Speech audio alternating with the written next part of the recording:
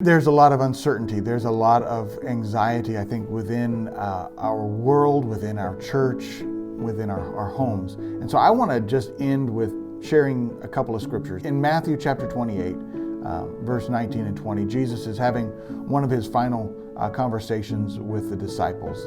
And there he reminds them that he will be with them always, even until the end of the age. And that idea of I'm always with you, I think is something that we feel at certain times, and sometimes because of the circumstances, because of our situation, we actually don't feel that, and that absence really then maybe brings us closer to the anxiety, or the anxiety brings us away from God, however you want to look at that.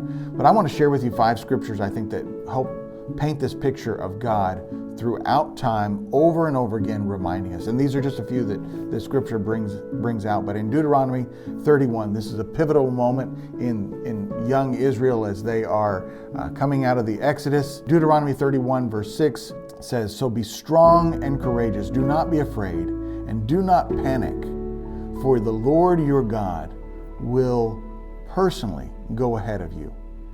He will neither fail you nor abandon you." And then it is repeated similarly in verse 8. It says, "Do not be afraid or discouraged, for the God will personally go ahead of you.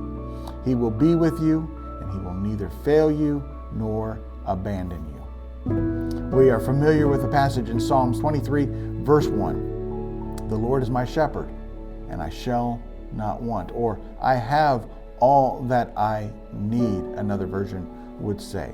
Psalms 94 verse 14. "The Lord will not reject his people. He will not abandon his special possession." We are God's chosen. And so I encourage us to stay strong, to remember that he is always with us regardless of what is going on in the world. And that's why Jesus, again, talking to his disciples, John chapter 14 verse 27 says, "Peace I leave with you. My peace I give you.